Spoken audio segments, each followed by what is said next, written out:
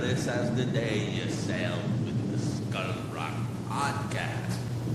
Proceed at your own risk, and mark well me words, ladies. Dead men tell no tale. Whether you're a lifelong Disney fan or theme park junkie or someone who just loves great storytelling, you found your new favorite show. Welcome to Skull Rock Podcast. I'm Aljon Go, musician and longtime Disney, Marvel, Star Wars fan, and pop culturist. And this week, joined by a very special co-host. Please introduce yourself. I'm Cat. I'm an experiential producer, a film historian, Aljon's co-host over at Dining at Disney. Welcome to the Skull Rock Podcast. All right. And welcome back to the show, Cat. Always wonderful to have you on the show. Thank you. Dave is right now gallivanting along Gay Paris, and he'll be back next week. But we do have an awesome interview that he was able to bank for us. This is part 3 of JJ Sedelmaier's podcast trifecta. And JJ is really prolific. And if you don't know JJ, you should, because his company is absolutely awesome. Sedelmaier Productions, JJ Sedelmaier Productions, produced a lot of the stuff for TV Funhouse. And I think that if you're a fan of Saturday Night Live, like I was and will be again, because it seems to me like they're getting back on track. I think you and I have been talking about this, Kat. The skits are funnier. And you know, that animation from Beavis and Butthead and the Smigel shorts for TV Funhouse were so hilarious. And he was, you know, once again, a key figure in making that kind of snarky, kind of animated content happen, which was so funny. So we'll be talking more with JJ here today. In the meantime, I hope you had a great weekend. Yeah, you know, we're getting through the year. Can't believe it's almost June, but where is the time gone? We're so close. We're so close to The Mandalorian Grogu. We're so close to Spider-Man Brand New Day. Yes. And before we know it, Doomsday will be here. So bring it on, 2026. I can't believe it. You know, I knew that it was going to get here sooner than later. And here we are. Star Wars back in theaters. Marvel back in theaters. Disney Plus just rolling with the Marvel content, which is amazing. I haven't even had a chance to check out some of the Star Wars and Marvel content because I've been so busy with the kids. Like I was saying before we started rolling, I said there's so many great things with Daredevil and the Punisher that I cannot even play them when the kids are awake. You know, when it's kid time, we're watching DuckTales. We're watching The Croods. We're watching all kinds of stuff of animated shows. And there's no way I'm going to play anything from Frank Castle running roughshod on the streets of Hell's Kitchen. There's no way. No. Ain't going to happen. I mean, the trailer alone for the Punisher, One Last Kill was just, I mean, I would say it's mind-blowing, but that would be on the nose, wouldn't it? A little, but not far off from the truth. I mean, yeah, I know. But anyway, we'll get into it in just a little bit. Quick plug. Once again, Arnie Leibovit, great friend of the show, and he's been on the show talking about Puppetoons and restoring all those wonderful Gumby shorts and things of that nature from George Powell. Now we've got another screening from The Land Beyond Beyond, The World Past Hope and Fear, over at the Frida Cinema, and a place that you know, Kat. The Frida, Ray Harryhausen's Seventh Voyage of Sinbad.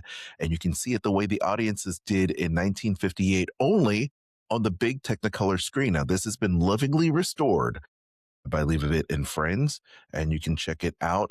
I remember watching The Seventh Voyage of Sinbad. It was one of my grandmother's favorite films, and I can't wait for this screening and to hear all the great reviews from it. Of course, this inspired filmmakers of a generation: Spielberg, Lucas, Jackson, Cameron, Landis, and many others, including the imaginations of yours truly and Kat's as well, I'm sure. You can check it out Saturday, July 25th, 2026 at the Frida Cinema in Santa Ana. Ticket links are in the show notes, so just check it out. You've been to some events perhaps there at the Frida. Great place, isn't it? Many. Yes. Yes, the Frida is beautiful. It's a beautiful theater. It's great. Can't recommend it enough. Go see movies in independent theaters. Absolutely. What a great experience that is. Rare video appearance with Richard Eyre, The Genie of the Lamp. And you'll also see 2 more restored George Powell Academy Award-winning Puppetoons hosted by Arnie himself, Arnie Leibovitz, and friend of Ray Harryhausen. And that is great. It's going to happen doors at 6. The show starts at 7 with all that fun stuff that Arnie's going to be doing. So please check it out. Show notes will have all those links so you can get your tickets while they last. Pam, she wrote this great review of my poetry book. That's my pick. I read a great review. Your girlfriend got a great review. Oh, that's my pick, too. Sorry. Excuse me while I start the projector. Skull Rock Podcast, Picks of the Week. All right. And it's been a busy week for me. Cat, I'll just get mine out of the way. I did a quick little gig with a company band playing backup to a lot because I like to enable my teammates to have fun on stage because I'm way past my stage prime. So I'm playing backup bass for everybody.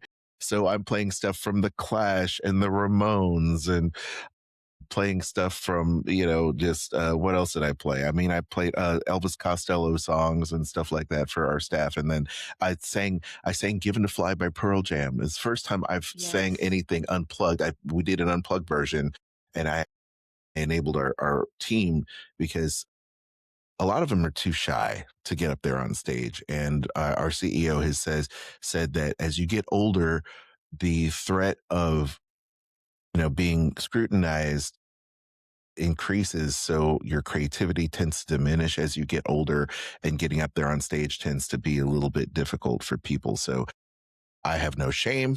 So I also learn songs very easily. So I just get up there and it's like, hey man, just go ahead and do this. But I personally have not sang in front of an audience as the lead singer. I've always been a backup singer and instrumentalist, but I actually sang some Eddie Vedder from one of my favorite Pearl Jam songs from Yield, Given to Fly, and that went really well. Everybody was like, man, you just belted it out. And I said, yeah, I mean, it's really cool. I haven't really done that in a long time, but I am a huge Pearl Jam fan. So I had to get up there and do it. And he had a great time playing. He's never played in front of an audience before. So it was really nice to do that. Cool. It is. It was really fun. And then to play some of my favorite songs from Elvis Costello and The Clash and the Ramones was just like, rock and roll, punk rock fantasy come to life as always, because I'm a big punk rocker, but really cool stuff. Before we get into your list, because I know it's extensive, I was only seeing, you see, that's why I'm just going to get my stuff out of the way first to get out of Cat's way. But I did see a film on Hulu, Strange Harvest. This film is a folk horror found footage style film, but it was shot in the way of one of those ID shows like Evil Lives Here, right? Or in Ice Cold Blood with Ice-T, people would come in and do these kind of real true life setups for these horrific things that happen documentary style. And they usually are like 30-minute shows or, 50-minute shows, what have you. And it's the true crime thing is a real big deal. Like I'm a big fan of the true crime TV genre. And this movie is dramatized. The boilerplate reads, detectives are thrust into a chilling hunt for Mr. Shiny, a sadistic serial killer from the past whose return marks the beginning of a new wave of grotesque otherworldly crimes tied to a dark cosmic force, which kind of aligns with the planetary, I guess, Venus, Jupiter, and Neptune were all like in the same place. So there's like this symbol that was left at these crime scenes and how they finally were able to catch the killer, if you will. So it is very paint by numbers style found footage, police cams, security camera kind of stuff, all stitched together to find this Netflix style documentary. Of course, completely fiction. But I would say I give them high marks because it's authentic. If you didn't know, if you walked into the room while I was watching this, you'd be like, "Oh, cool, something's on, Discovery," or whatever the Law and Order True Crime channel is. You know what I mean? So it's like one of those Yeah. things. It's really well done. Now, was it a little flat? I would say it's maybe 6.5 out of 10 for me overall, just because the vibe. I feel like there was a lot of filler in this to make it to that hour and a half kind of time frame. So, it could have been shorter. Yes, it could have been, but maybe it just lends itself to the style it was actually trying to emulate, that TV show. You know what I mean? The TV show style. So overall, like I said, 6.5 out of 10 for me. Wasn't a complete waste, but there was a lot of good points. And I would say that it was all done in the editing room. I mean, the story was good. Everything was fair to Midland, so it gets a pass for me. Interesting. Now, Kat, let's talk about. Oh, and I did see one more thing. I saw the Carano. Yeah. Well, I follow MMA, but I'm not like a huge super fan. So the Rousey Carano fight, which was on MVP, I think it was one of their very first MMA fights that was on Netflix. It was over and done with in like 3 minutes. And Ronda won. And here's the thing. She came in with Gina Carano, and both of them looking great as women fighters do, which, by the way, was 10 to 15 years past their prime when they were in prime fighting condition. But the moment Rousey got on her being like a Olympic medal performer, I knew it was over, because she would get her to expose her arm and get her dreaded arm bar on, which no one gets out of. No one gets out of Ronda Rousey's arm bar. Okay. So she got on her, and literally in a few seconds she was tapping, and it was over. And it was like, Kristen was like, "What just happened?" It was like over and done with. I was like, and it's over. And Rousey ended up winning. Of course, they gave each other a big celebratory hug afterwards. So that was really quick. And I'm glad that it was on Netflix, because it would have been horrible if I paid for it. Yeah. It's not like one of those boxing matches, but you have to be a fan of that kind of stuff. But that's what I saw this week. Kat, we'll move it on to you. 2 heavy hitters, literally. Jeez. I know, right? I know it. Well, Anyway, whenever I guest on this podcast with you, Aljon, I feel like I'm obligated to consume a lot of media during the week, because I'm like, sorry. I'm boring. I've watched the same episode of Murder, She Wrote 3 times. What am I doing? Golden Girls gets worn out digitally. Yes, I don't know how that happens. I'm like, I've watched this episode where Sophia gets married again like 3 times. What am I doing? Yes. So I did kind of motivate myself this week to watch a bunch of new stuff. And honestly, I probably would have watched a lot of this stuff anyways, but I mean, here we go. Okay. So, starting off really strong, Sheep Detectives. Yes, tell us about it. Sheep Detectives truly was Knives Out for the pure of heart. It was incredible. I cried, I laughed, I saw it in a full theater. Everybody in there was losing their minds. It was wild. It was wild. I loved it. What's a cozy mystery missing? Apparently, sheep is the answer to that question now and forever. It was great. Was it predictable? Absolutely. But I loved every second of it. I had a great time. Nice. I can't recommend this enough. It's just whimsy, fun. Please see this film. Please. This Nice. you could take the kids to see this. The kids could watch this for sure. It's great. I love it. Then I saw Mortal Kombat. Don't take the kids to see this. It was really bad. I had an amazing time. I loved it. It was so fun. It was so fun. I was pleasantly surprised by Carl Urban, as always. I just had such a great time. The kills are ruthless. The CGI is crazy. Luddy Lin somehow got more ripped for this, and I can't comprehend how he did it, but I'm here for it. Nice. If you're a fan of not the original film, like the 2021 version, because that one was not great, but if you're a fan of like the original game, you're gonna like this movie. It was really fun. I was pleasantly surprised by it. Are you a fan of the video game, Cat? I am a fan of the video game. Like Okay. This is probably the last time I played video games on a regular basis was like Mortal Kombat, Street Fighter. Okay, so my wife is too. Mortal Kombat 2 was her jam. She loved to play Melina. Yeah. And I have every Mortal Kombat game. I have it all. I bought the anthology just recently. I'm a Mortal Kombat 1. I've got all the Mortal Kombats on my Steam Deck. It's like I am obsessed. So I'm glad to hear that it went great, because the 2021 film, Mortal Kombat, kind of the reboot, didn't hit for me at all. There were some great moments. You know, Sub-Zero and Scorpion being one. So those were some big hits, but it didn't really connect with me. And no Johnny Cage in that film. This one, I'm great to hear that Urban just is always just the best. He is the best. He gives a great performance. He's having a great time. I feel like Carl Urban is always having a good time. No matter what he's doing, he's always having a good time. On The Boys. Oh my God. He's just doing whatever he wants, and I love that for him. Yes. And this character is like if Hank McCoy and the character from The Boys had a baby. And it's not Hank McCoy, that's not right. No, Hank I know what you're McCoy's saying. the Beast. But you know what I'm talking about, right? Yes. The Star Trek character that he plays, that I'm like having a brain fart. But Bones. Dr. McCoy. Dr. McCoy and the from the Boys had a baby, like spiritually. That's what this character is, and I love it so much. It's crazy. I do love it. Good.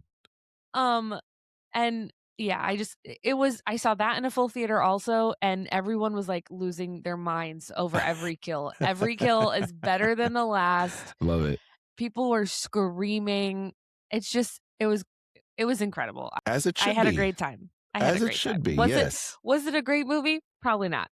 But I had a good time. Yes. I also saw Is Okay. Which is, I don't know if other people are calling it this, but I'm going to call it this. Very engaging blaxploitation film for the 21st century, in my opinion. It's incredible.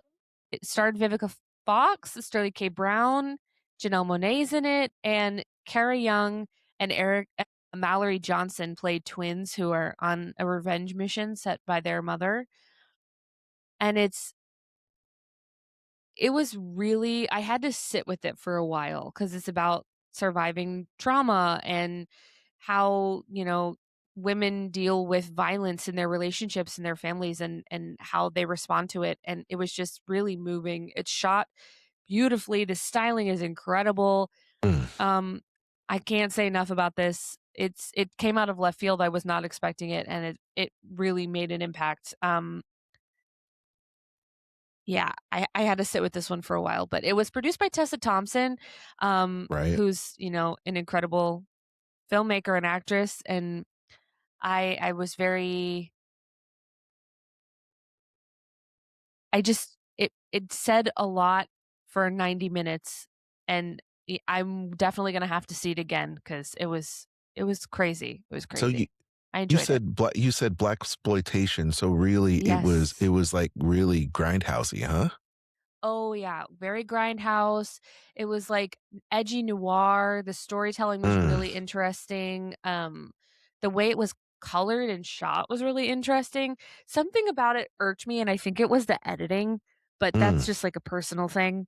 But overall, I was really impressed with it. I was, as like a debut feature and something so heavy, I was just blown away. I can tell in your voice, that it really made an impact with you. So, wow, that'll be something to watch for sure. I'm a big fan of Tessa Thompson, so this is going to be good. Yeah, Sterling K. Brown is just a powerhouse. And Vivica Fox is in this movie for like a grand total of 3 minutes, and she just makes this incredible impression. And her presence, even though she's not like on screen through the whole thing, her presence is just felt across the board every minute of the movie, which I think is so telling of her as an actress and a storyteller. Wow. And the two actresses who play the twins are just, they're incredible. They're incredible. And honestly, this movie is about a family who suffered a trauma that involves fire, so trigger warning. But the burn makeup the application is absolutely flawless. Yeah. It's really difficult to do, and it looks so authentic and real. I was very impressed. And a lot of the people who worked on this film shot right after Sinners wrapped. So a lot of the people who worked on this film also worked on Sinners. So you can see, like, they went from Sinners, which was like multi-million-dollar budget, huge film, to this, which was, $1 million budget, little, quaint, quiet, and just like gave 1,000% to this. It's crazy. It's crazy. I can't recommend this one enough. I love it when filmmakers use their constraint as a superpower, Truly. Really cool. Very cool. Yeah. Something that wasn't quiet or quaint was The Punisher: One Last Kill. Okay. Which John Bernthal is doing something crazy with Frank Castle. Like, it's me. I haven't watched any trailers for Spider-Man, but I know that he's in it. And I am so interested to see how this Frank Castle teams up with Tom Holland's Spider-Man, who's like yuckity yuck, but also sad. And John Bernthal is like, there's like no words for what John Bernthal is doing in this special that he co-wrote. P.S. co-wrote this special. Yeah. And it's violent. It's bloody. It's nonstop. Just like kills. One last kill? No, 2,700 last kills. Honestly, it's crazy. It's crazy. But I feel like John, as a person, has done so much work with like veterans who have PTSD. And that work shows on the screen every second that he plays this character. And it's so impressive what he does. I feel like it was Van Lathan over on The Midnight Boys who was like, John Bernthal is going to be synonymous with Frank Castle the way that Robert Downey Jr. is with Tony Stark. The way that, and I was like, yeah, yes. Like, I don't know, and I don't think I could name another actor who could play this role the way that John is doing it. And it's bloody. It's painful. But I would take 10 seasons of this. I'm not going to lie to you. I could watch him play the Punisher all the time. I agree. They did something really special when they casted those group of defenders for the Marvel TV shows back in the Netflix era. Yes. They are so good. And Bernthal as, the Punisher. I mean, it's like exactly what you said. I mean, it's hard to imagine someone else but Robert Downey playing Iron Man. It's hard to see someone else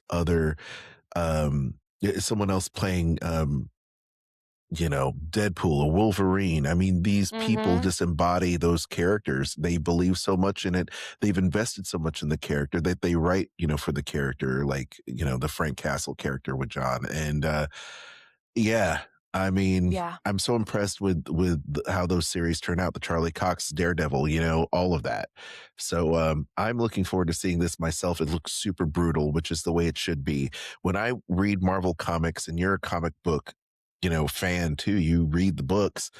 Yep. I want it to be that kind of the Marvel imprint that's like on the side because it's so brutal. Like it is not a PG-13, we're going to see one last kill and we're going to go, yeah, it's one last kill before he turns PG-13. Truly.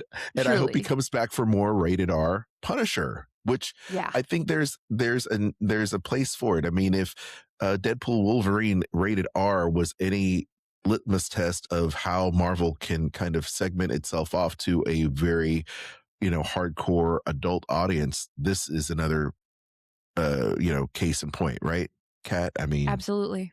it can be all And things. I agree 100%. And I feel like this and Daredevil Born Again, it's dark and it's gritty and it's that era and version of Marvel Comics that we don't get a lot in the theater. And I think that it's just as important as the colorful pages that we do get in the theater, because some of this is like backbone Marvel Comics lore and history, and ongoing storytelling. So to completely erase it when you're bringing it to life, it seems a little disingenuous. And I love that they're kind of leaning into it with Daredevil Born Again. Like I said, like that Daredevil Born Again is bloody. It's maybe not this bloody, but it's bloody and it's rough and it's Yes. Vincent D'Onofrio punching innocent victims in the face in a government building. I'm really impressed this year. I said this last week, I think, but I'm really impressed this year with the Marvel TV slate. I think it's really impressive. This Wonder Man, they're doing something really special and they're kind of letting these guys cook, and I'm into it. I want to see more of it. Yes. Because that's what made the original Marvel television slate so successful the first time around. They just let them cook. They let them do what they needed to do to get the story from the page to the screen. Yeah. Well, that's why fans love Marvel Comics. Yes. People like Marvel Comics because you fall in love with the stories and the volumes and the way certain writers write. So let them write. Mm-hmm. The proof is in how good those books are. They're so good that they adapt them for the TV or they adapt them for film. That's how good it is. Mm-hmm. And that's the way it should be. Mm-hmm. Revere the source material. You can do no wrong. There's a reason why this stuff has lasted over decades, and it's because of the depth of storytelling and those characters. So I 100% agree. There you go. There you go. And the last thing I watched this week, well, not the last thing, I watched Off Campus. I'm not going to talk about it because I want you to continue to respect me as a human being. I've gone full heated rivalry. I can't talk about it. It's too much. What I can talk about is The Crash on Netflix. Okay. I was saying this to a friend yesterday. I am fascinated with the desire for European filmmakers to come to the United States and make documentaries about American crimes. Yes. Because not that there's not crime in Europe, there is crime in Europe, but the crime in the US is so unhinged that they feel like they need to turn it into this thing. It's already a spectacle and they're just capitalizing on the spectacle, and I respect it. I'm talking about The Staircase or those kind of things where British filmmakers come over and they make a documentary and they ask different questions than what American documentary makers are asking, and I think it's really fascinating. Yes. And this is one of those types of documentaries. This was made by a British film crew. It's a crime that took place in the US and it's harrowing. She's on screen right now. Mackenzie Shirilla was driving a car that crashed into a wall at almost 100 miles an hour, and the two other people in the car with her were killed on impact. She survived. Please watch this documentary. It capitalizes on American social media use versus actual public perception, which I think is a really interesting thing, especially right now with all the AI slop that's going on. Yes. to tell this story, and it's crazy. And the Mackenzie is in this documentary talking from prison. Spoiler alert, she's convicted, but Wow. she's in this talking about what happened and how it happened and her lack of memory of what happened. And her friends are in this documentary talking about her relationship, her parents, the parents of the victims. Everybody kind of agreed to be interviewed for this, and it's heartbreaking. Um, we've talked about this a little bit, Aljon, but I think that Netflix True Crime they're doing something great with true crime. It's not, I'm a Snapped girly. I love to watch Snapped. That's like a comfort show for me where I just watch, I'm a, fan of women's rights and women's wrongs. It's fine. But this is one of those stories where they try to make her look sympathetic, and then she ruins it. So if you have a chance to watch this and you're not like fully triggered by what this is about, which is honestly domestic violence, I would say definitely check this one out. It's really compelling, and I'm probably gonna watch it again. I'm not gonna lie to you because I feel like I missed some stuff, but it's all in there. It's wild. The fact that you want to see it and revisit it means that it is something worth watching to me. So I will certainly bookmark that and watch it. Wow, that's a lot of really cool stuff we just talked about. And well, thank you for that. I appreciate it. Once again, gang, we've come to the end of this segment, but if there's anything you'd like for us to watch and review, I'm sure I'll let Kat in on it too, because I want to get her take. It's always fascinating. Yay. Please send us those emails and we'll check it out in a future episode. And now it is time for, what is it time for? Like me, they spend all their time studying pop culture that Halliday was obsessed with. I'm really interested in what I like to call pop culture news. People know that in 22 minutes they can get their fast, fun pop culture fix. Skull Rock Podcast. This week in Disney and pop culture. Devil Wears Prada 2 that you reviewed last week is still kicking butt over this next weekend. Cumulative domestic 180 million plus. It's trending. It's holding strong. Total global sales. It's going to continue to climb as a big hit for the mouse for this year. So good for them. I know that you were kind of lukewarm to the film, but that's okay. Not a problem. What is also striking a chord with people is Mortal Kombat 2 for Warner. They are set to do about 38.5 million over the weekend. And it looks like maybe on pace to hit 61 million over the weekend. A lot of Mortal Kombat fans out there. Don't screw it up, Warner. Don't screw it up. Cat likes it. I'm sure I will too. Michael continues to roll along pretty strong, 37.9 million over the weekend, grossing over 241, or I guess on trend to hit 280 million, which is super strong for Lionsgate. The Sheep Detectives, so Wolverine and a bunch of sheep, opened at 51 million and is doing well. Billie Eilish's concert film, 7 million opening weekend. Super Mario Galaxy's hanging in there as well, 412 million globally. It's going to be another huge one for them. Did you see Super Mario yet? No. No? Are you a Nintendo person? Yeah, but I didn't love the first movie, and I don't know. I feel like I'll probably watch it when it comes to on demand, but I don't know. You're not a fan. Well, I don't see how you can go wrong with it. I'm a big fan of the entire crew, and especially Jack Black singing awkwardly. So that'll work out great. And the kids love Super Mario. So I'm sure we're going to check that out as well. I got my daughter, they're going to love this, to finally play Donkey Kong. It's like her first video game. And she's like, Daddy, I want to play Donkey Kong. I'm like, okay, great. Good. Let's try it. And she just got so frustrated at it. I tried So it was daddy-daughter time yesterday. And so it took her out for ice cream. I think I told you this, Kat. I took her out for ice cream. She loved it. We had a good time. And then I said, well, so do you want to play a game with daddy? And I couldn't get Pokemon to get on TV. I was going to do like Pokemon Stadium for her.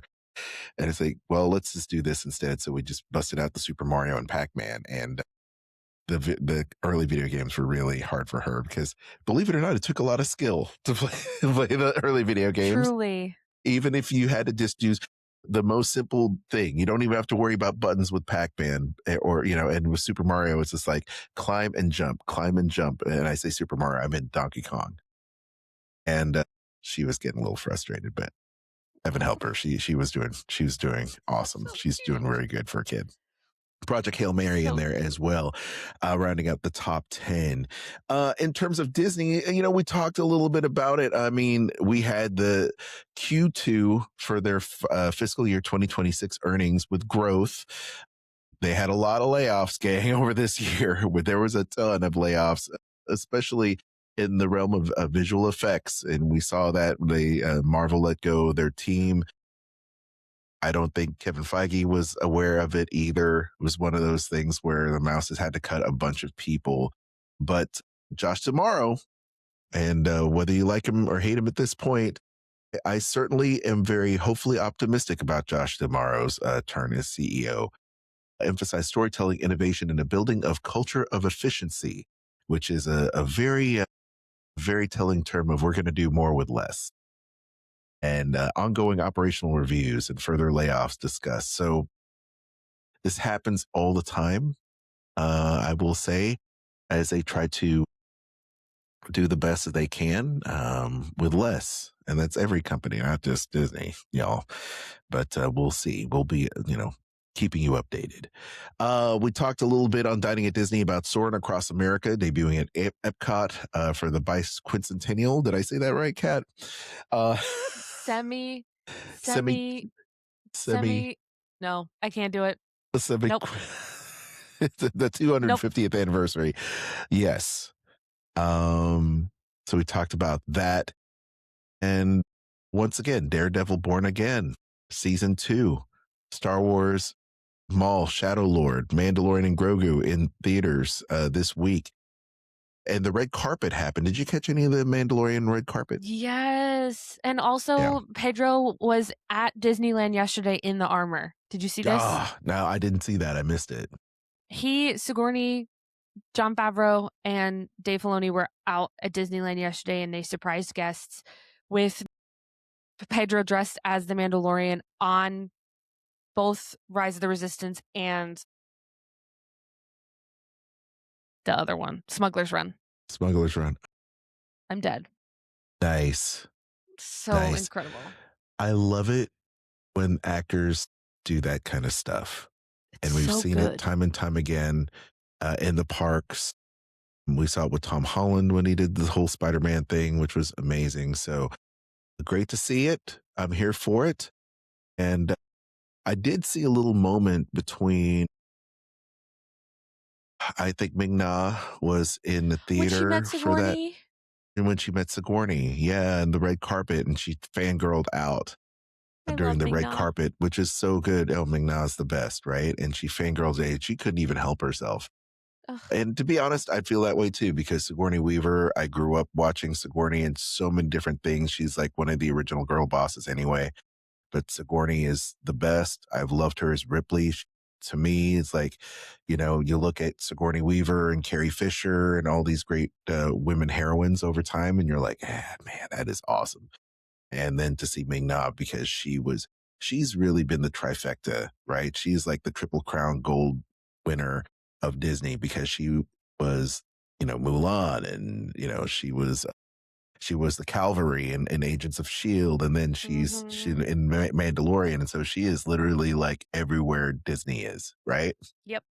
So, that was awesome to see. She's great. I do too. So She's good. the best. And she is a knockout. She is a knockout today, just like she was a knockout as Chun-Li like 30 years ago. She's amazing. So all that to say, Disney's on a high right now. Looking forward to seeing all the great new Disney stuff in the parks. So now I think it is time that we pay homage. So let's do it, shall we? Skull Rock Podcast. You know, you're like that little arrow on your hat, straight and shining, and that's the way I'll always remember you. I'll always remember you. I'll always remember you. I'll always remember you, Sharon. They hang you, I'll always remember you. In memoriam. Well, this week was just like in weeks past, we always have legends that have come and gone.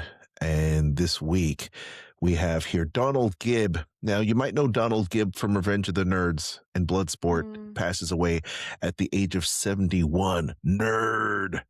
And man, that is so sad. I mean, he was such a great comedic figure in entertainment. But once again, you may not know the face, but you remember maybe this clip. Are you familiar with this, Cat? Oh, of course. Okay, good. I was gonna say, I mean, that really shaped my childhood. You know, sad to say, Revenge of the Nerds passed away May 12th from the age of 71 from health complications in his home in Texas. Very sad indeed. Clarence Carter. Maybe you know Clarence Carter. Clarence Carter did the song The Stroke or Strokin'. And this is a song that usually is regulated to play at weddings these days. Is a kind of very funny in an adult kind of way. But Clarence Carter, Southern soul singer known for Patches, Slip Away, and Strokin', died earlier this week at the age of 90, recently diagnosed with stage 4 prostate cancer. Wow. So very sad indeed here. How about this one? Dennis Rush, as the ads from Hollywood Reporter come in. I just want to show this picture here. Let's see here. So we have Dennis Rush. He played Lon Chaney Jr. in the James Cagney classic and Howie and one of Howie and Opus's friends on the beloved CBS sitcom. And there it is. Andy Griffith's show. Dies at the age of 74. The man of 1,000 faces. How about that? Then we have here John Barber, the creator and co-host of Real People, dies at 93. I have real memories of the show Real People. Of course, that happened back in the 80s when I was growing up, but the Toronto native also did stand-up and released comedy shows and albums and wrote and produced documentaries about Ernie Kovacs and the JFK assassination. Passes away. Last but not least, Claudine Longlet, singer-actress who shot skier Spider Sybich, dies at the age of 84. And married to Andy Williams, she recorded pop albums and starred with Peter Sellers in The Party before being convicted of criminally negligent homicide. That sounds like a Netflix doc, doesn't it? Yes. If you don't know the story of Claudine, look her up. Wow. Insane. Well, that is all she wrote for this week. And thank you for hanging in there with us. Now it's time for our main event. Sit back and relax and enjoy Dave's interview with the legendary J.J. Sedelmaier. This is part 3 right here on Skull Rock Podcast. Hey, let's chat. Let's chat afterwards. Let's chat. And he said, let's chat again. Skull Rock Podcast. Interview time. Well, Aljon, we are back for week 3 with J.J. Sedelmaier, who's an animator, director, designer, a studio boss, and in the epicenter of New York City animation. J.J., welcome back to the Skull Rock Podcast. It's great to be here. Wonderful to be in the epicenter. Yeah, you know, I've actually really enjoyed our last couple of episodes chatting with you about your career and everything. And I wanted to shift gears and talk today about the New York animation scene, because really animation was sort of was centered in New York before it was centered out in Los Angeles. Before all the studios moved out there, because the motion picture industry was here in the New York City area, including northern New Jersey and all of that. Can you talk to some of those early people and some of the early history of animation here? Well, I can't talk to them because most of them are dead, but I can say that, yeah, I mean, the industry, the film industry, was really centered in New York, and it had to do with commerce. It had to do with people like Thomas Edison being in the region, and he had so many irons in the fire when it came to inventions that very much involved in the film industry.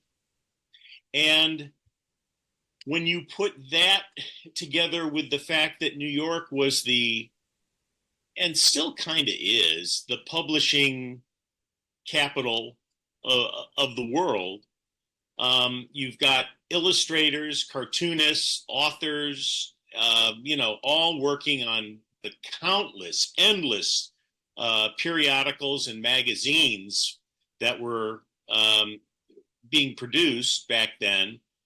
And so you had all of this talent looking for a way to expand, take advantage of all the technology, which seems so, hands-on now, but how do I make a buck? And so many of these people, found, you think of Max Fleischer. I mean, he was working as a cartoonist and illustrator at Popular Mechanics, among other publications. Winsor McKay, the king of comic strips, doing his Little Nemo and Dreams of the Rarebit Fiend. It's interesting because, so many comic strip artists work, sequentially, and they think sequentially. And when you've got somebody like McKay, superb, I mean, he was like an alien draftsman. He was so good. And when you think of all of these people having no manuals or no books, no podcasts or YouTube videos to refer to as to how to tell them how to do it, everybody was inventing the craft. And so in some respects, in many respects, when you look at the real early films, animated films that were done back then, they're often as intriguing and as inspirational as anything being done today, because they were doing things by the seat of their pants and not following any rules, and there was no formula, and it was a very exciting time. I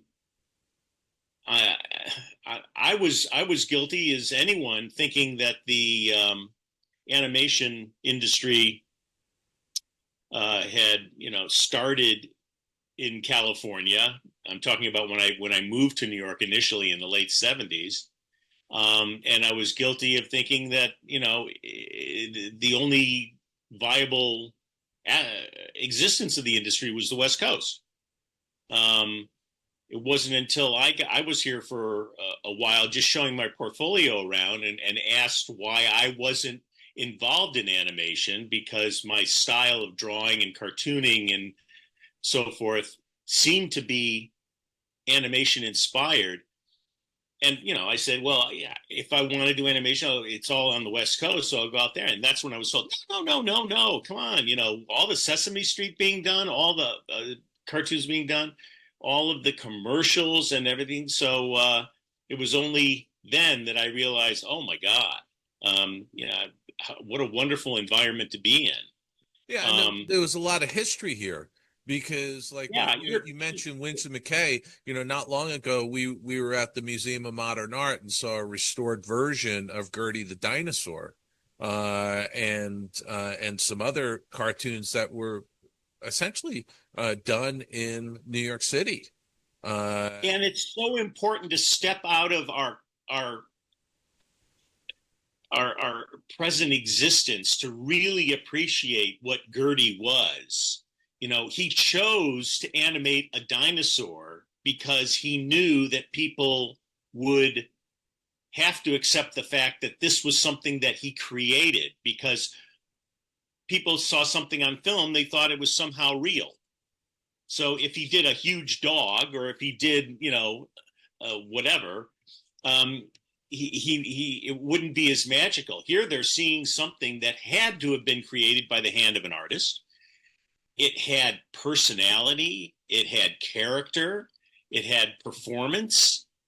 And on top of all of that, he's doing animation. Not only is he animating the character, but he's retracing the background frame by frame by frame by frame by frame. And often the background isn't moving, but it is moving because each tracing that he did, it was just the right amount of varying in the drawing. So it had this lovely life to it, as opposed to just a carved in stone held image that the animated character is working over. So no one had ever seen that. And then, he, again, going back to the influence and the inspiration of chalk talks, where an artist talks and draws and explains and interacts and so forth. He made that into an animated chalk talk because he choreographed it and animated it with him, first of all, him live on stage talking to Gertie, and then going behind the stage, and Gertie reaches behind and picks him up as an animated character, and the audience is amazed. It's really important to somehow find a way to try to go back to that time in order to appreciate how enthralling, how overwhelming this whole thing was, as they probably felt themselves when they started seeing this stuff happening. And so, and each time somebody did something, it was only natural that all these creative people were like, how'd they do that? How did they do that? And then you also get the skeevy kind of weird aspect of the people who are trying to take advantage of the time to try to appropriate and to patent things, so that anytime anybody uses something that they have created, they somehow again make a buck. Yeah. And in some ways, you look at the origin of comic books, or in comic, not so much comic strips, but the comic book industry, also New York centric, was influenced by the pulp publishing industry, which was about as skeevy as you could possibly get. And so New York's a very gritty place. Yeah. But I think it also inspires people to, take the bull by the horns and try to figure out some way of doing it. And you're just surrounded. And to this day, it really is still this way, as much as everything has become online and virtual. There's still this energy in New York City that's just fabulous and continues to inspire. And so, I mean, you go back to the turn of the 20th century, that's when things are starting to happen. And then, you've also got, Felix the Cat, Pat Sullivan, who I mentioned in tandem with Otto Mesmer. Yeah. Sullivan was, I don't know how many scruples he had, but, that people don't realize how popular Felix was, and the perfect animated character too, because he took full advantage of existing in an animated world. Yeah. and doing things that you could only do in animation. They weren't trying to animate a cat. They were trying to animate this character Felix that was just so much more than a cat. And you talk about skeevy and people trying to patent stuff, but there was also I'm imagining, and just from what I've read and my knowledge of it, there was a lot of camaraderie and people trying to one up one another and learning from each other. And there was the artists circulating from different studio to different studios and things like that.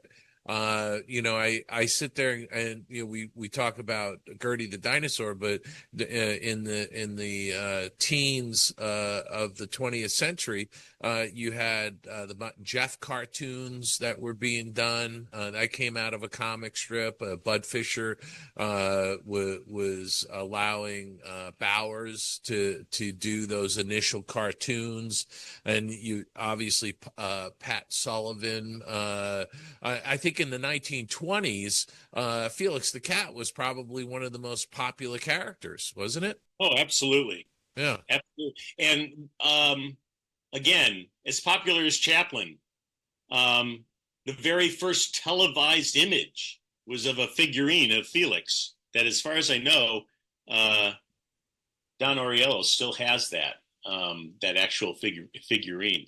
But yeah, the characters, you had the characters like you said, Mutt and Jeff, and other comic strip characters that were translated into film. I don't include Little Nemo in that because there was something so magical about McKay's intuition that, and his animation of Little Nemo and the stuff that he did really wasn't the same as the comic strip. It wasn't this ongoing sequential story. It was just moving the characters around.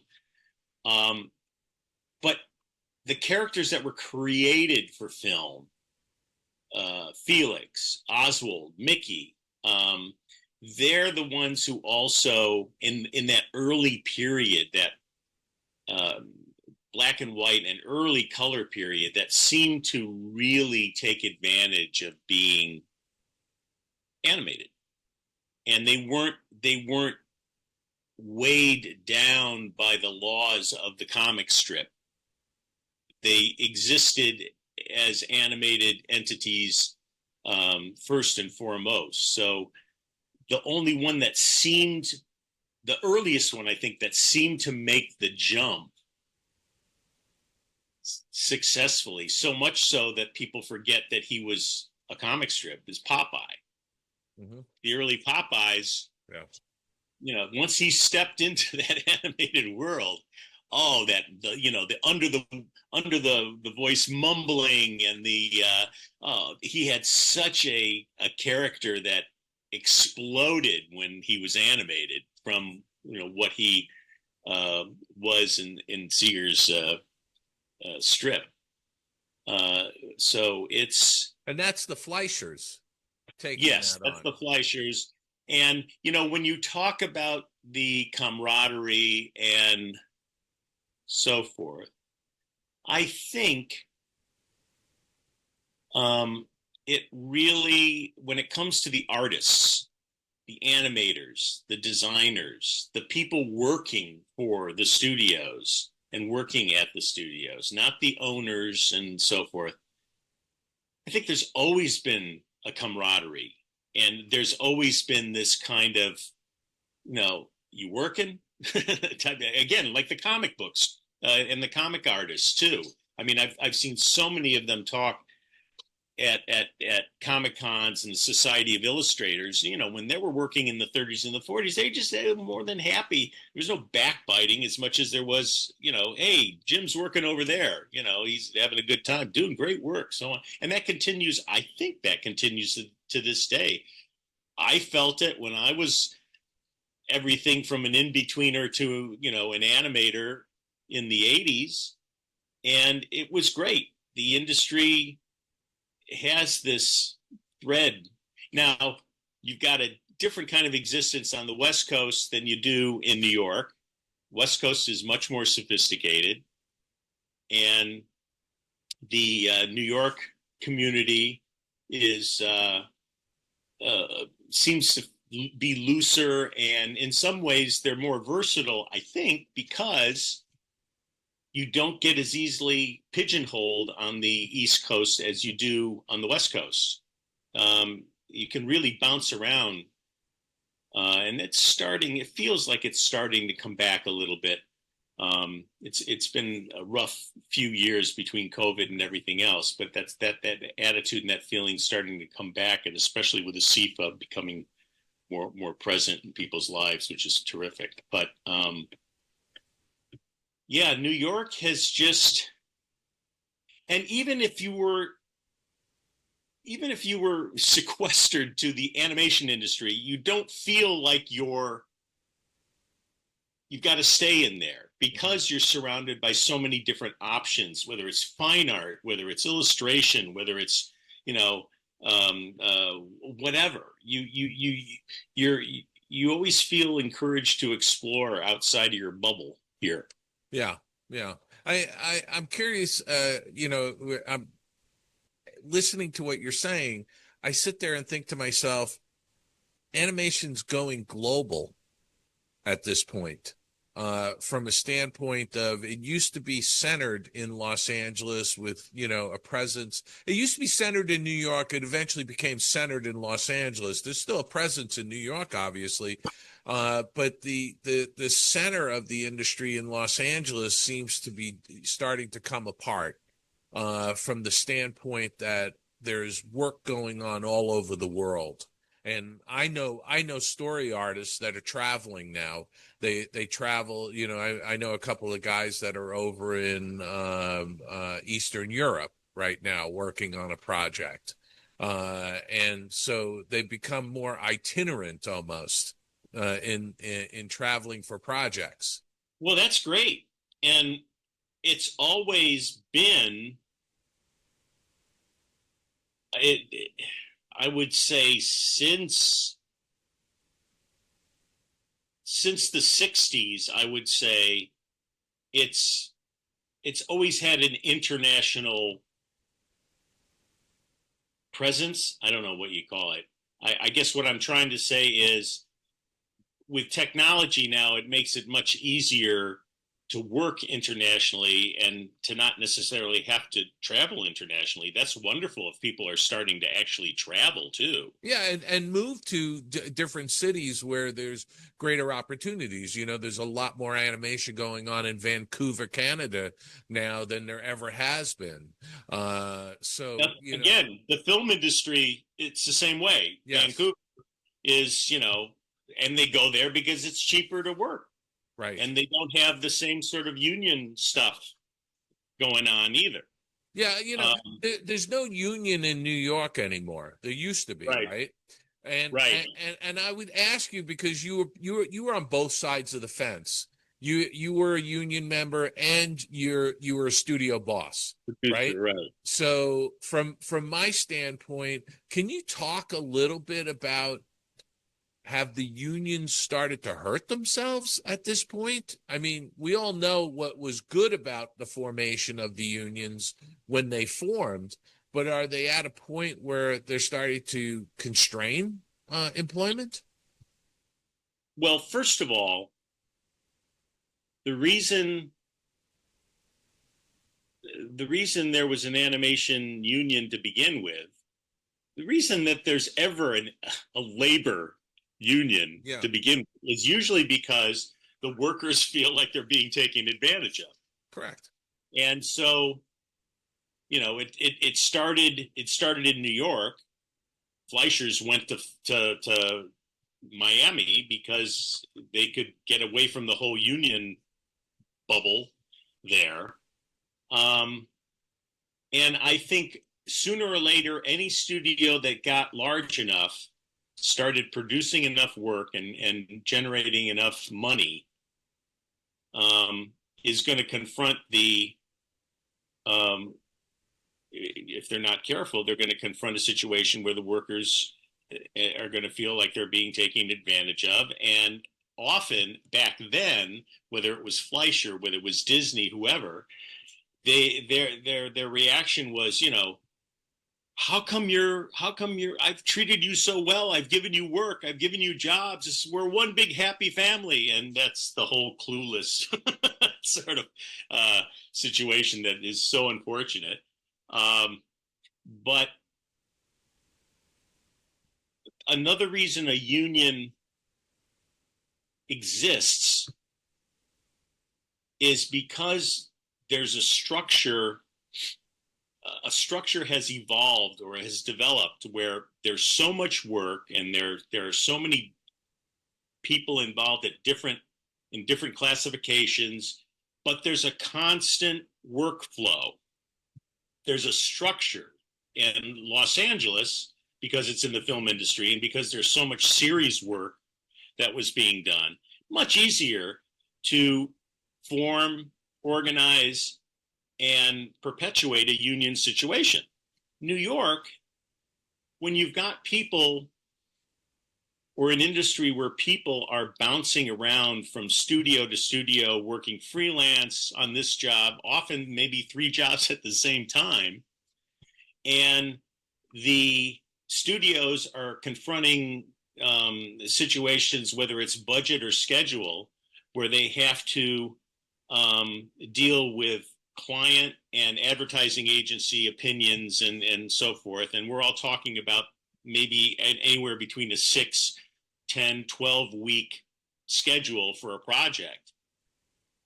There's not the same sort of structure. So, and it's very hard for the studios and for the union members to participate, behave, and conform to what a structure needs to be for a union to exist. So in New York, there was a real crucial time in the early mid-'80s when there were still a lot of people left over from the Fleischer years in the 30s and the 40s and the 50s.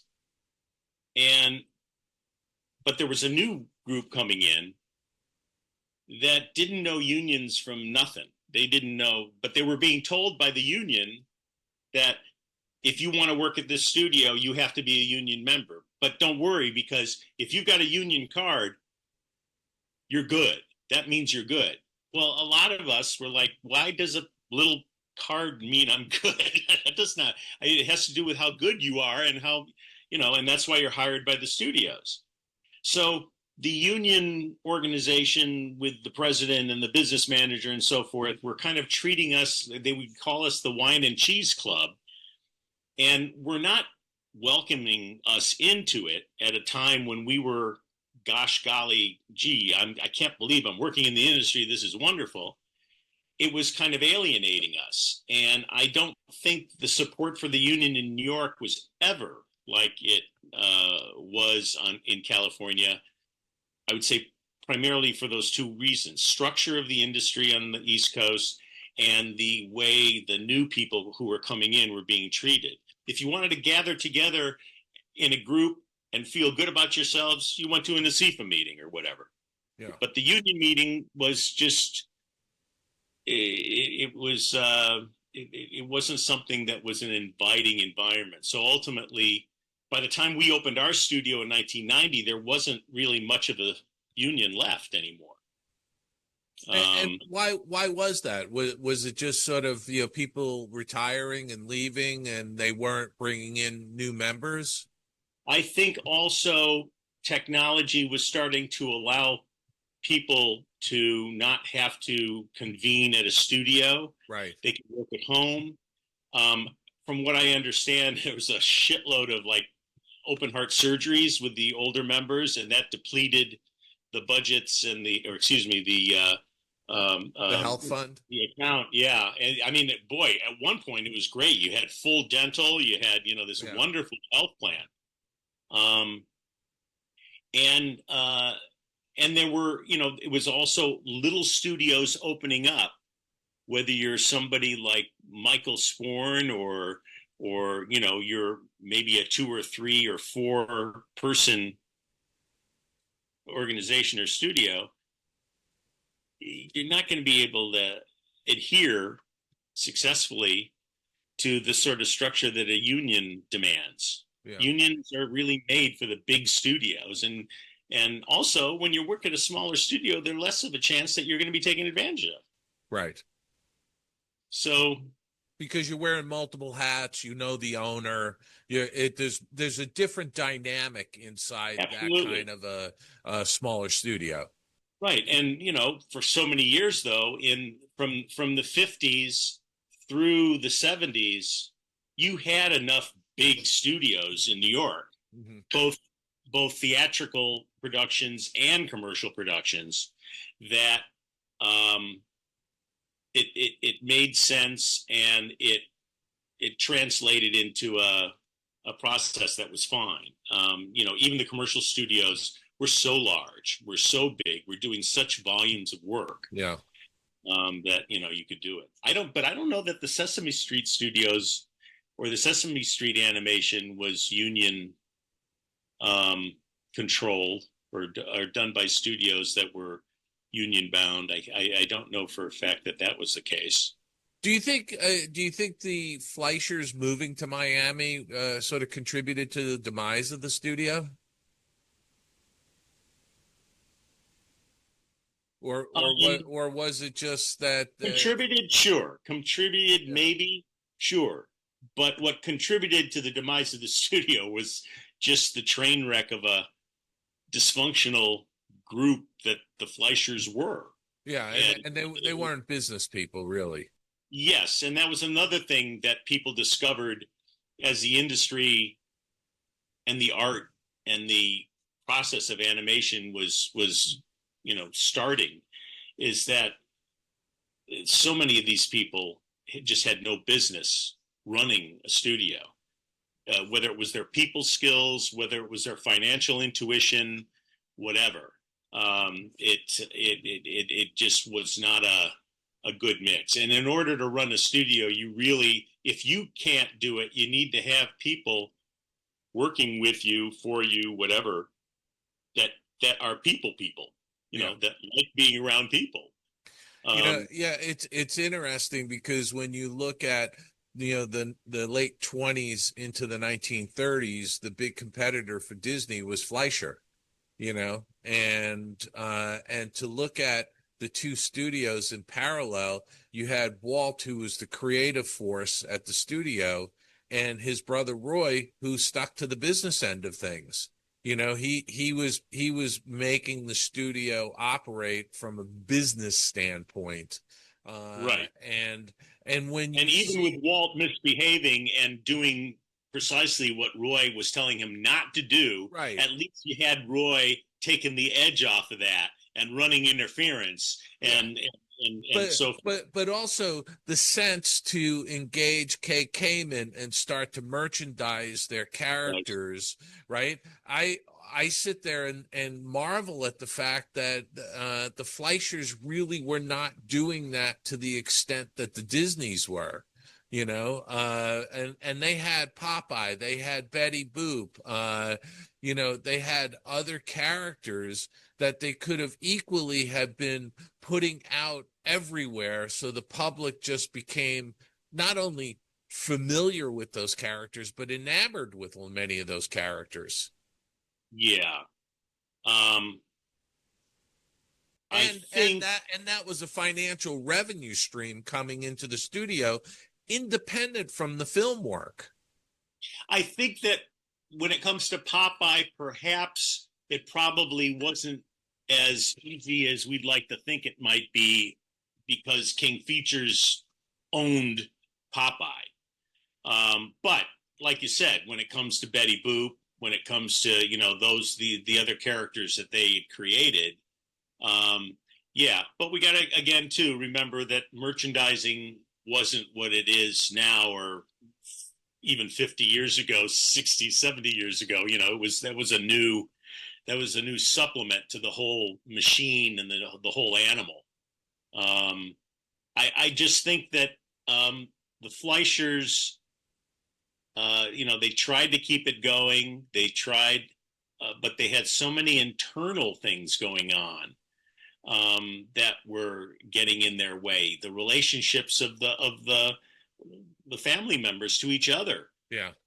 It was, the more you learn about it, the more you go, how were they even around as long as they were?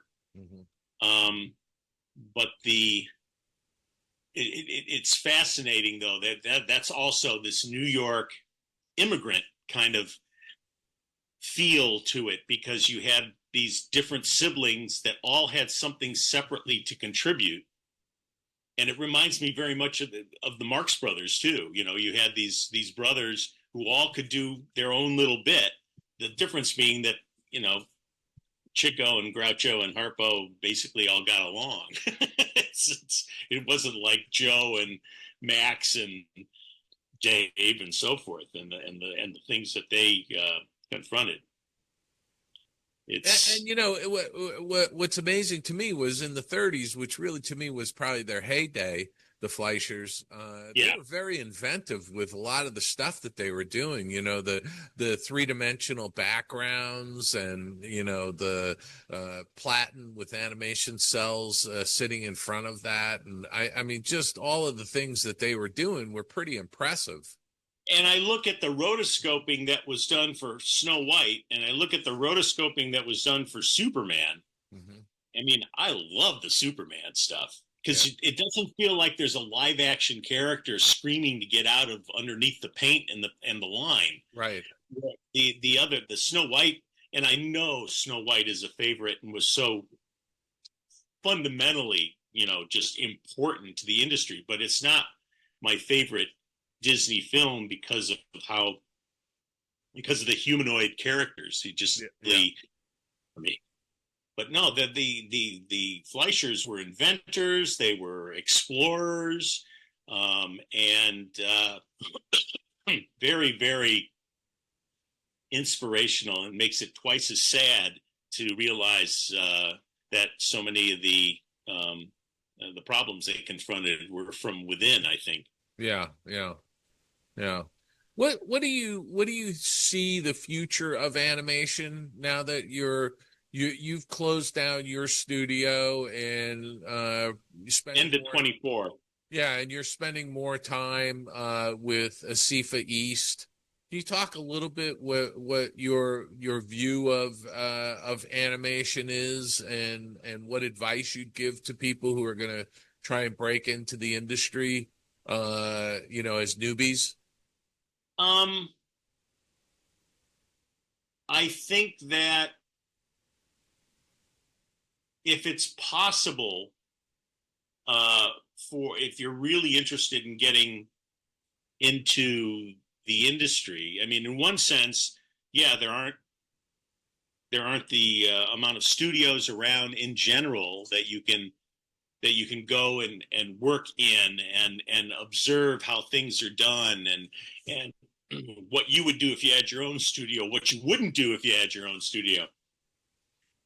There's never been a better time for one person being able to do an entire production all by themselves, which was never the case with animation. You needed a minimal crew at best, but now that's not the case. So, you know, technology has made it affordable and possible to do your own films.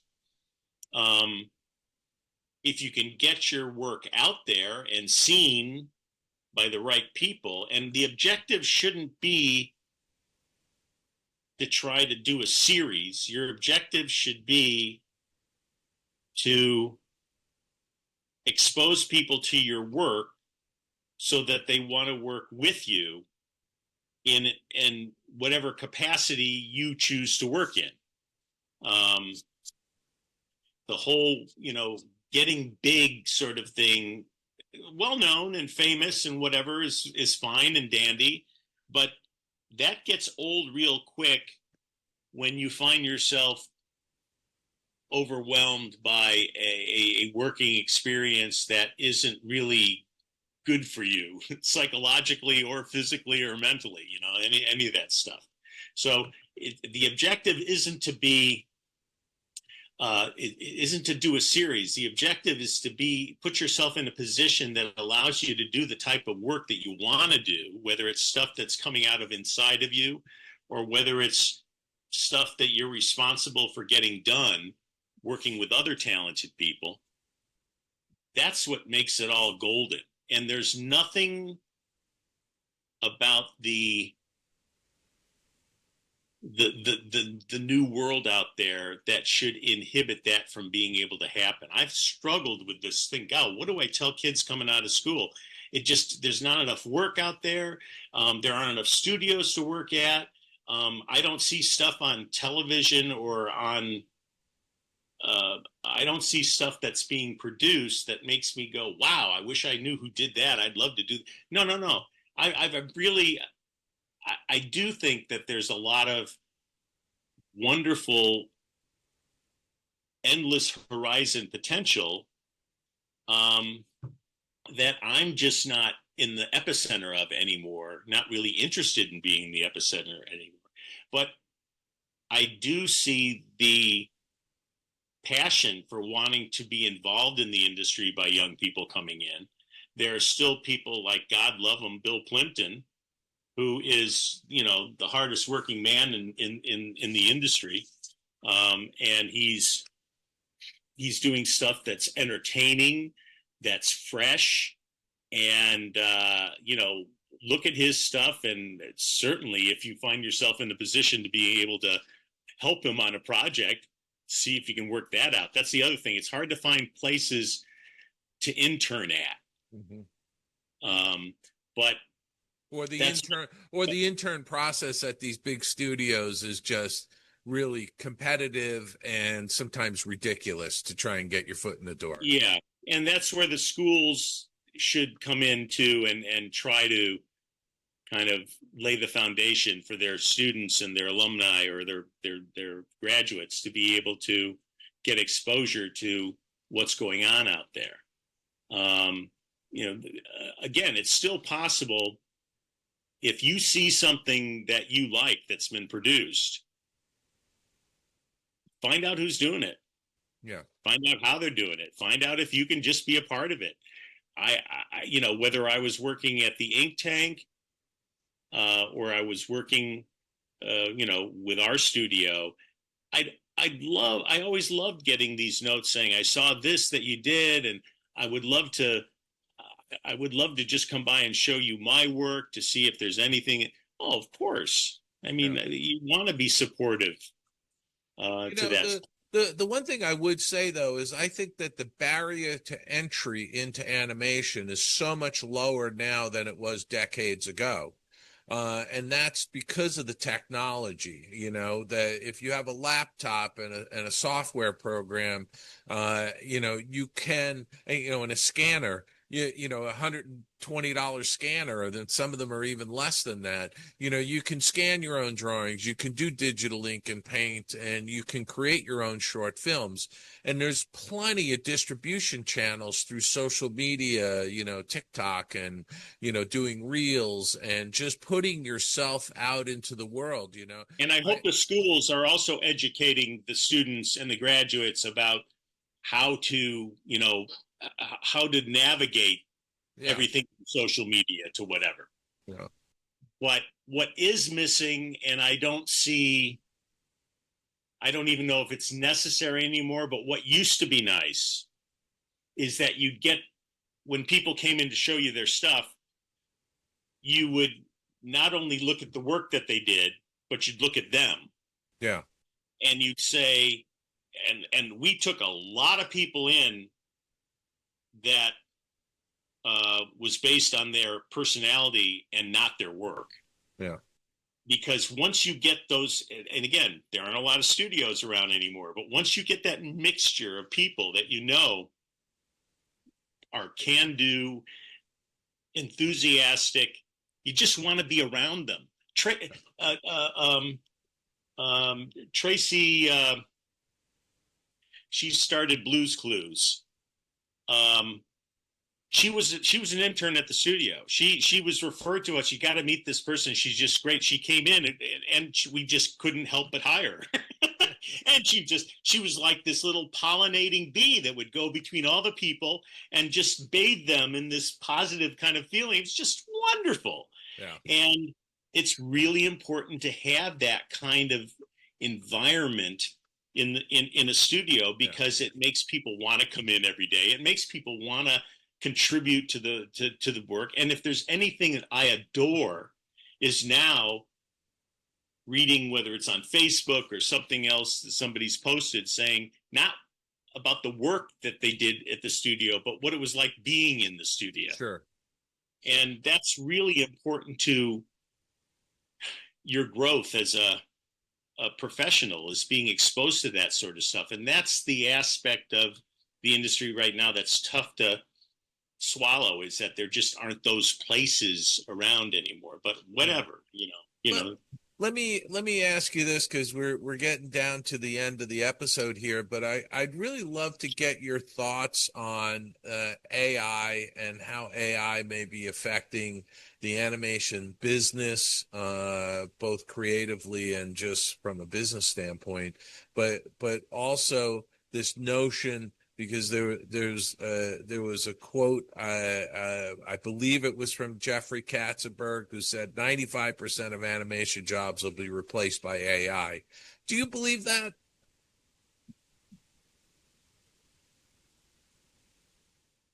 I would like to not believe it, but there's not a whole lot that allows me to confidently feel that way. For the most part, the motivation for the work that so much of the work that we see is a lazy, stupid, dumb, proven,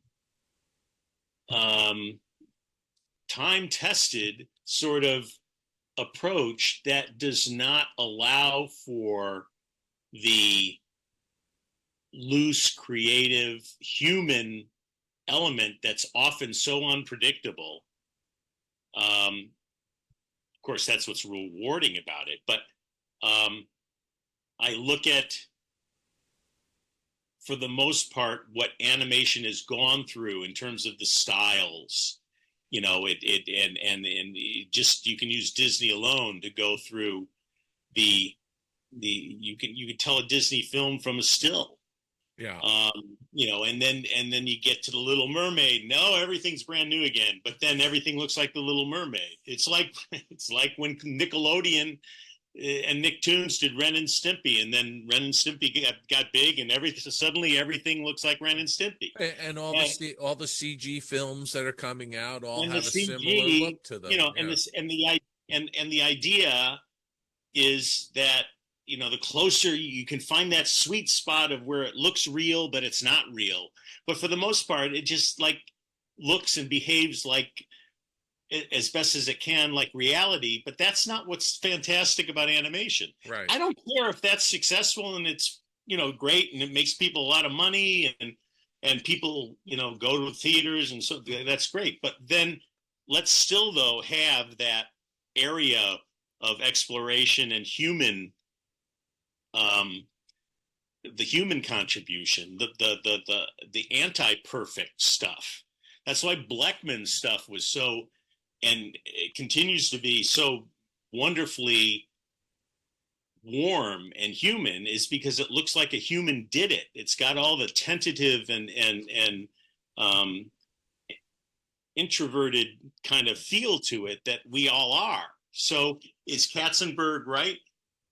You know, I see stuff that's AI and I go, oh my God, that's so fantastic. Just a, you know, but then it's not, it's more trickery. Because now you can do anything. See, to me, AI is being trained on what already exists.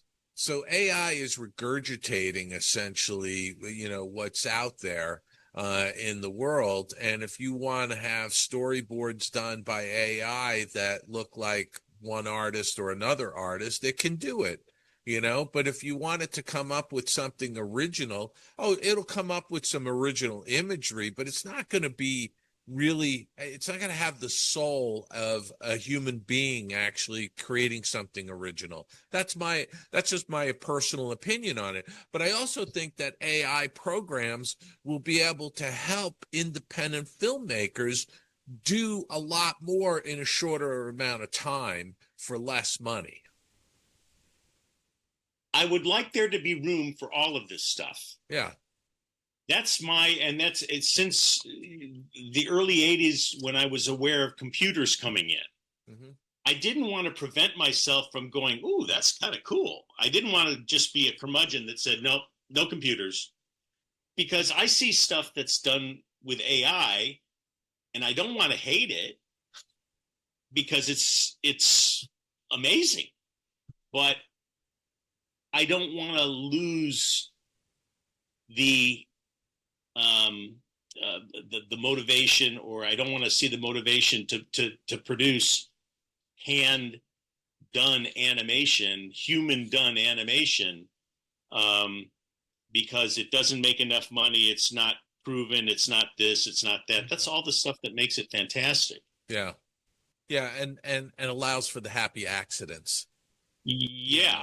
And that's what's so great about today with all of these channels that people can put their stuff up and allow the public to see. You could set up a YouTube channel in 2 minutes, and upload your short film to it, and then use social media to let people know it's there, and to me, that allows those individuals who are doing something, whether it's in New York or Cleveland or Chicago, to actually be seen by people and potentially turn some small project into something bigger, And that's why the whole commercial industry has been so exciting, because it's just that 60, 30-second opportunity that people aren't so deeply invested in. Yeah.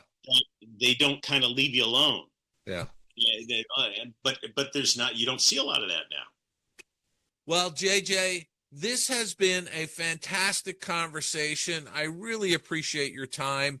It's a wonderful world out there, and it's going to continue to evolve. And there's going to be new things coming along, and all the challenges that we encountered when we got into the business. This new generation is going to encounter different challenges, but they're going to become successful if they want to do it, if they're passionate for it. And that's what's so great about talking to folks like you about the industry. And that's what's been great about the industry. So thank you for the opportunity to talk about it. And you're doing a wonderful thing, too, by talking to all these people and building an archive that's just fabulous. Thank you very much, JJ. And I appreciate you being on the Skull Rock podcast. We'll talk to you soon. Okay, sir. Absolutely. Let's get out of here! Come on, Scotty, let's get out of here. Let's get out of here. Let's get out of here. Let's get out of here, Lieutenant. Part 3 in the can, and it's great to hear once again the stories from JJ. It's amazing, and that wraps up Part 3 of our trifecta of interviews with JJ Sedelmaier and his wonderful career doing great stuff. Beavis and Butthead, Schoolhouse Rock, Robert Smigel cartoons, Saturday TV Funhouse for NBC's SNL. Wow, what a career. What a life. Anyway, we're wrapping things up. Kat, thank you for joining us for the show. Appreciate Thanks you. for having me. I love having you on the show to talk about pop culture and movies and everything. We do appreciate it.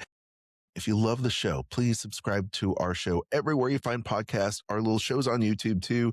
We have some shorts in there. Check out all the commentary. Myself, Dave, of course, now Kat, joining us in the chair every now and again is always fun. Kat, where can people check you out? You can find me on Instagram at catastrophe at CAT_ASTROPHE. And every week over at Dining at Disney, where I host with Aljon and his lovely wife, Kristen. We talk about Disney food and Disney news and a little bit of what I did today, which is go on a tirade about something off topic. It happens quite a bit over there. So if you're a fan of that, come check us out. Absolutely. Great time discussing the latest and greatest in terms of Bluey and Mandalorian merch in the parks. So please check that live stream out. It's awesome. You can also check me out, Aljon Go, on Instagram, Aljon Rocks on X, Aljon Rocks somewhere else. I don't know. You can also check us out, like I said, all the social media. We're there. Dave and Aljon at skullrockpodcast.com is the email. You want to check that out. Of course, as Kat said, Dining at Disney, please check that out. Our friends at Sorcerer Radio at SR Sound, check that out. Also, Dave is back on Sirius XM Disney Hits Channel 133, is doing Tunes Behind the Tunes. So please check that out. If you've got Sirius XM, that is a reason to hear it for yourself. Also, oldmillpress.com, you can check out all the great books there, like the wonderful book, The Art of John Keenmaker and Animator's Garden. It's there. You can also check out the story of the Upjohn Pharmacy called A Spoonful of Sugar. Yes, they were selling drugs at Disneyland. Legally, with Stephen J. Hall. So please check that out. More at davidbossert.com. Thanks again for tuning in. Like Dave says every single week, take care of yourselves and each other. He sounds like Jerry Springer when he says that, but I tease him about it every single week. But it's true. Please take care of yourself. We want to see you next week on an all-new episode of Skull Rock Podcast.